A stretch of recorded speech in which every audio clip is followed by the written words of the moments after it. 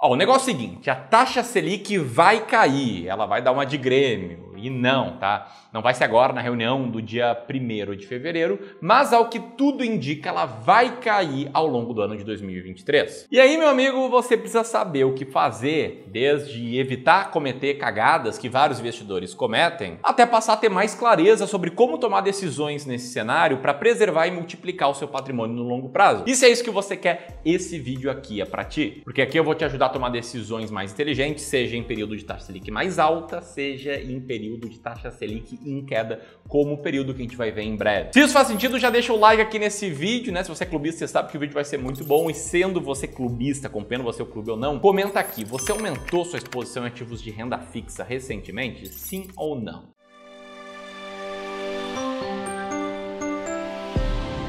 Bom, vou te contar aqui sobre os últimos ciclos da taxa Selic, resumindo uma história aí de praticamente 7 anos em alguns segundos. Fato é o seguinte, tá? No governo Dilma, pressionado por uma inflação mais alta, que foi um dos resultados da desastrosa política da nova matriz econômica, a taxa Selic chegou a 14,25% ao ano e ficou por lá por bastante tempo. Aí, em outubro de 2016, ela começou a cair. E aí ela foi caindo, chegamos a 2020, veio a pandemia. Com os lockdowns, a atividade econômica de início naturalmente sofreu um baque e a taxa Selic seguiu caindo. E a gente viu novas quedas até que em agosto de 2020 ela bateu o patamar de 2% ao ano, a mínima histórica. E nesse período em que a taxa Selic saiu lá dos 14,25% ao ano para 2% ao ano, ao longo aí de 4 longos anos, a quantidade de investidores pessoa física em ações, em fundos imobiliários, ela disparou. Eu até costumo brincar aqui no Clube do Valor que nenhum educador financeiro fez mais pelo Brasil do que a queda da taxa de juros, que de fato acabou levando uma galera para a bolsa. Aqui você pode ver a evolução, né, em milhões de CPFs na bolsa. E aqui essa evolução fica ainda mais clara. Você pode ver como a gente saiu ali de 500 mil pessoas investindo na bolsa para 4,6 milhões de pessoas. Isso significa que muita gente entrou no mercado de ações, no mercado de fundos imobiliários, e isso também resultou no crescimento de outros investimentos, como por exemplo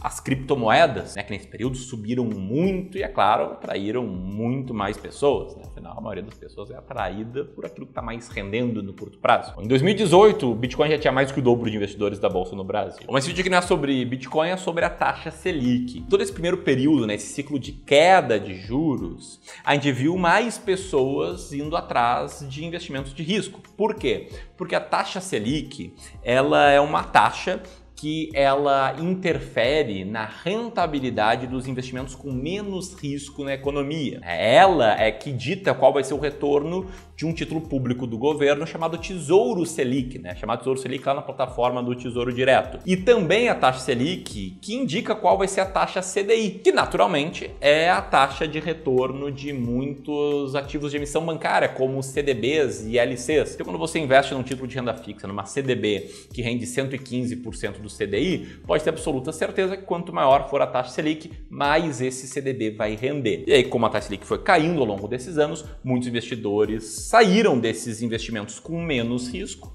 e foram buscar investimentos com maior retorno, né? Muitos investidores acabaram sendo guiados por manchetes assim, dizendo que a taxa Selic deve sofrer novas quedas e favorecer investimentos na bolsa. Mas enfim, essa história aqui é a história do ciclo de queda da taxa de juros. E depois do ciclo de queda, o que veio? Veio um novo ciclo de alta. A inflação começou a crescer, aquele ciclo de queda chegou ao fim e a taxa Selic, lá por março de 2021, começou a subir. E você pode ler nessa manchete, o Copom, né, o Comitê de Política Monetária, já começou falando, subiu e vai subir mais. E de fato foi o que aconteceu. Ela foi subindo, bateu 13,5% ao ano, depois subiu um pouco mais, bateu 5,25% ao ano, foi subindo, passou dos 10% ao ano e seguiu subindo, passando ali daquele número cabalístico de 1% ao mês de retorno até chegar em 13,75% ao ano e estacionar nesse patamar. Que é o patamar da taxa Selic enquanto eu gravo esse vídeo. E embora o mercado espere que a taxa Selic ela vá seguir nesse patamar no curto prazo, ou seja, que nas próximas reuniões do Copom, o Comitê de Política Monetária, que se reúne de tempos em tempos para determinar qual vai ser a taxa Selic, né? O mercado espera que ele vá manter em 13,75%. O fato é que a taxa Selic nesse patamar alto está fazendo com que vários investidores cometam erros, façam cagadas. É claro, isso aqui na minha humilde opinião. Mas antes de explicar quais são essas cagadas, eu quero que você entenda muito bem por que a taxa Selic sobe e por que a taxa Selic cai. E aí, meu amigo, eu poderia ficar aqui muitos minutos te explicando, mas talvez uma imagem represente mais do que 1000 palavras. Te liga só nesse gráfico aqui, em que você pode ver o IPCA, ou seja, inflação acumulada de 12 meses, linha cinza, comparada com a taxa Selic meta, né, o percentual de retorno ao ano da taxa Selic, em laranja.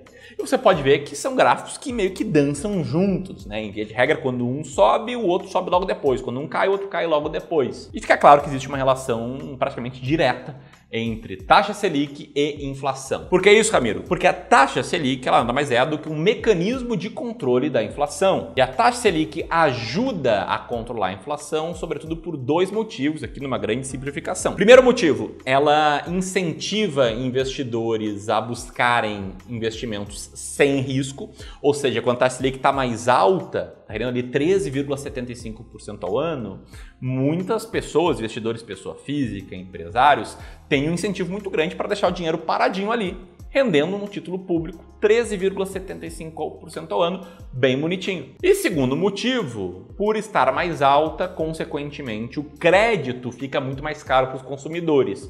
Então são dois fatores que acabam freando o consumo. Agora qual o ponto? Tá? O ponto é que muitos investidores, é claro que não por mal, não por ignorância, mas muitas vezes por serem mal assessorados, acabaram cometendo várias cagadas aí com os ciclos de alta, principalmente da taxa Selic. E qual a principal cagada que os investidores fizeram? É a clássica vender na baixa para comprar na alta. Como assim, Ramiro? Incentivados por manchetes assim, dizendo que agora que a renda fixa está mais alta, investidores têm que abandonar a bolsa, e comentando que o maior conselho é ser cauteloso com bolsa e aproveitar bons rendimentos na renda fixa. E é claro, incentivados naturalmente por uma Selic maior, os mesmos investidores que tinham entrado na bolsa de valores quando a taxa Selic estava lá embaixo e a bolsa estava ali nos patamares de 115, 120, 130 mil pontos, onde ela chegou ali entre 2019, 2020 e 2021, quando no acumulado houve um investimento de mais ou menos 160 bilhões de reais em fundos de ações, como você pode ver nessa tabela, estão sendo os mesmos investidores que estão saindo aí com a bolsa ali na faixa de 95, 100, 110 mil pontos. Como você pode ver, em 2022 houve um resgate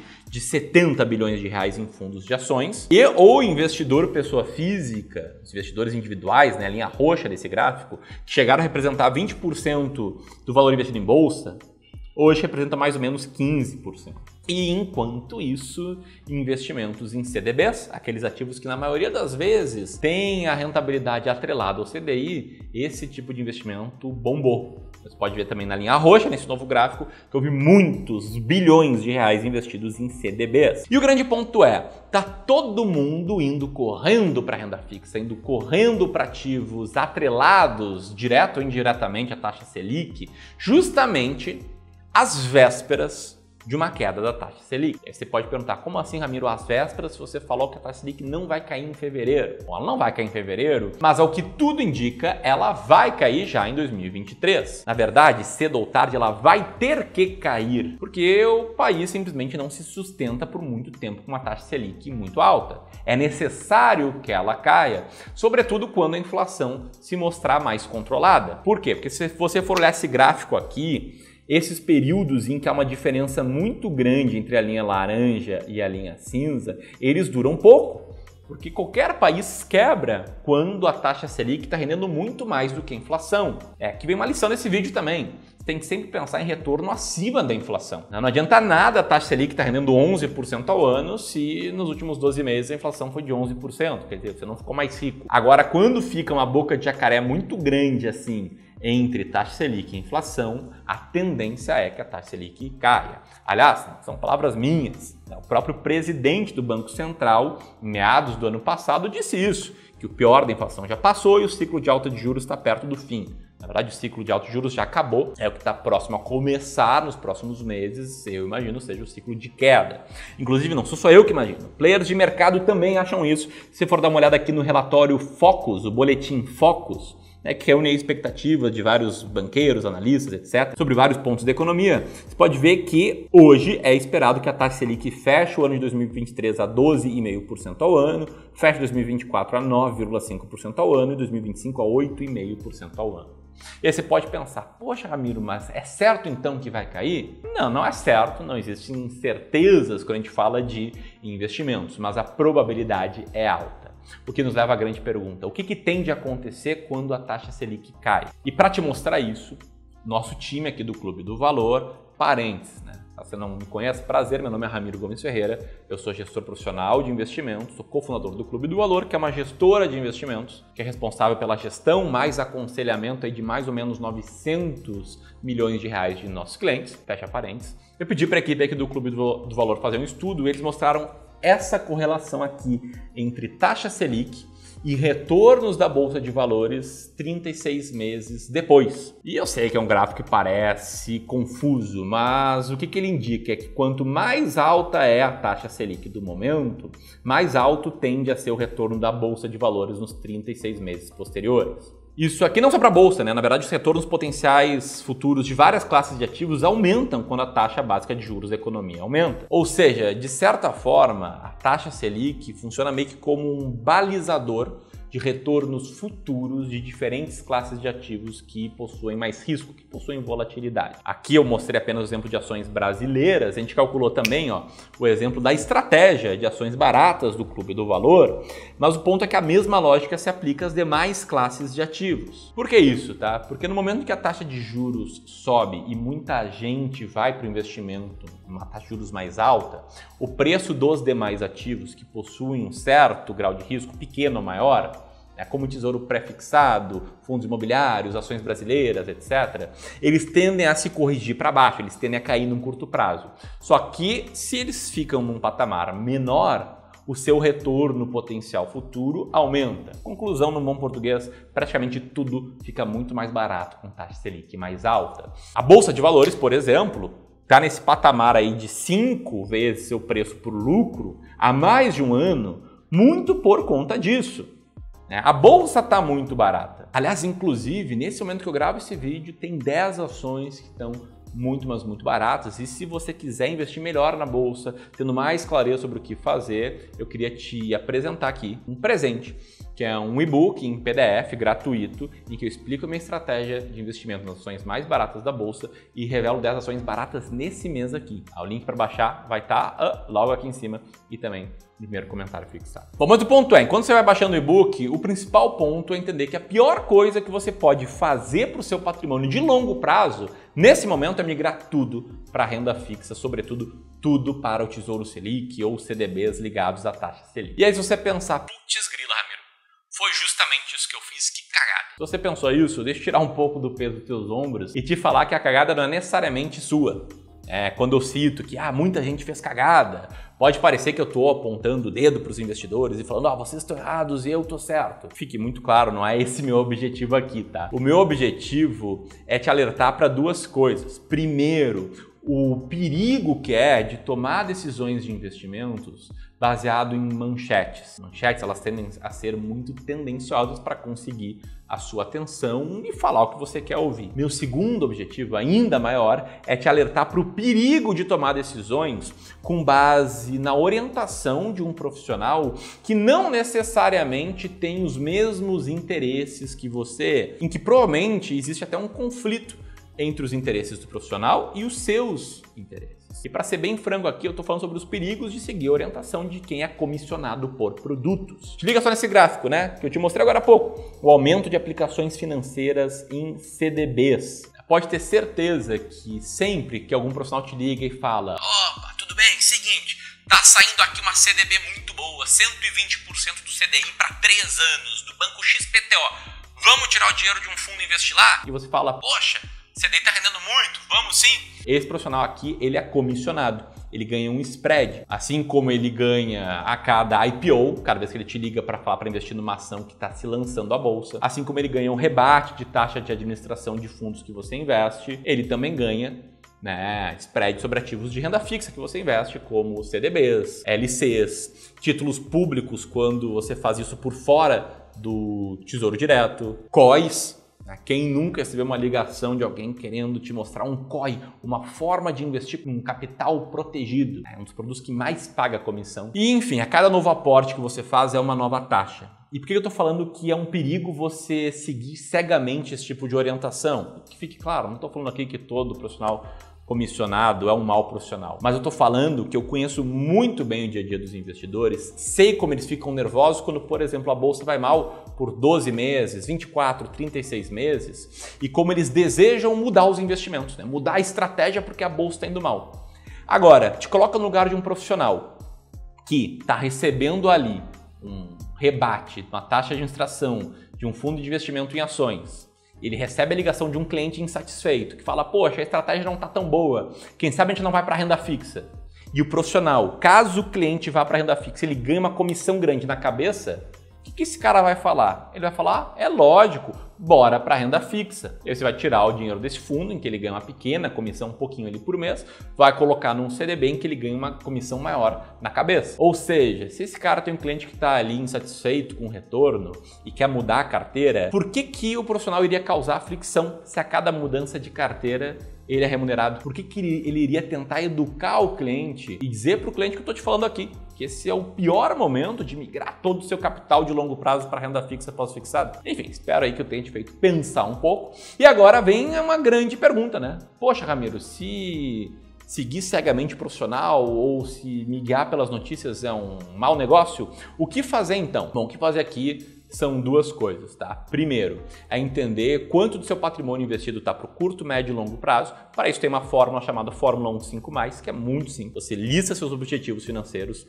lista o prazo para a conquista de cada um deles e tudo que for de prazo de até 1 ano e de até 5 anos, cara, é renda fixa mesmo. Tá? É Tesouro Selic, é CDB mesmo, seja comissionada, não seja comissionada, não interessa, até 5 anos, cara, sem correr muito risco. Aí acima de 5 anos, o ideal é você ter um asset allocation, uma alocação de ativos pré-determinada com base no seu perfil de investidor. Ou seja, determinar quanto % é o ideal de ter de dinheiro em renda fixa e renda variável. Dentro de renda variável, quanto por cento tem ações brasileiras e ações norte-americanas e em fundos imobiliários? Dentro de renda fixa, quantos por cento tem renda fixa pós-fixada, que é atrelada à taxa Selic? Quantos tem em renda fixa pré-fixada ou atrelada à inflação? Se quiser uma carteira mais ou menos assim. E aí, digamos que você determinou que a sua carteira ideal é 40% renda fixa, 60% renda variável. Vários clientes aqui do Clube do Valor têm essa alocação ideal. Bom, o ponto é que você vai ter que tentar sempre buscar trazer a sua carteira de volta para esse desenho. Não importa quanto está a taxa Selic hoje, não importa onde está a bolsa hoje, o que importa é que você entendeu que para o longo prazo, para mais de 5 anos, a sua carteira tem que ter essa composição. Então, se ela se mexeu e ficou, por exemplo, assim, o que você vai fazer? Opa! Estou com peso maior em renda fixa do que em renda variável, vou usar novos aportes para comprar renda variável ou talvez eu vou até vender um pouco de renda fixa e comprar renda variável. Eu vou estar vendendo na alta para comprar na baixa. Cara, é simples assim, não tenho que inventar investimentos por longo prazo. Não cai nessa de ficar buscando o melhor cenário, o melhor investimento do momento, a melhor emissão bancária. Cara, esquece tudo isso. O que nos leva para a última questão desse vídeo, né? Como investir melhor e ter alguém te ajudando a tomar decisões. Ou até, em outras palavras, como você pode investir comigo. Comigo, é claro, aqui falando o nome do Clube do Valor. A gente tem nossos serviços de investimentos, de wealth, em que a gente basicamente te conhece os objetivos, conhece a forma com que você está investindo e faz um diagnóstico da tua carteira e a gente desenha um plano de investimentos para que você aumente sua chance de conquistar a liberdade financeira lá na frente. E esse plano de investimentos, ele vai sempre passar por a gente desenhar um asset allocation ideal, uma alocação de ativos ideal para você. Em outras palavras, a gente vai estar ao teu lado para te dar mais segurança nas decisões tomadas. Aqui nessa página você pode ver aí tudo que a gente consegue oferecer para ti, né? Desde um cuidado sem conflito de interesses até cashback em muitos investimentos, porque a gente não recebe comissão, só uma taxa transparente. E a gente basicamente está ao teu lado para aumentar o potencial de retorno da tua carteira. Para aprender a investir assim, eu vou deixar um link aqui para o nosso serviço de Advisor. E se você quiser saber quais ações a gente está comprando recentemente, vou deixar aqui um link para um vídeo complementar do Clube do Valor. É claro, se você chegou até aqui e não é inscrito, se inscreve, vira um clubista. Grande abraço e até mais.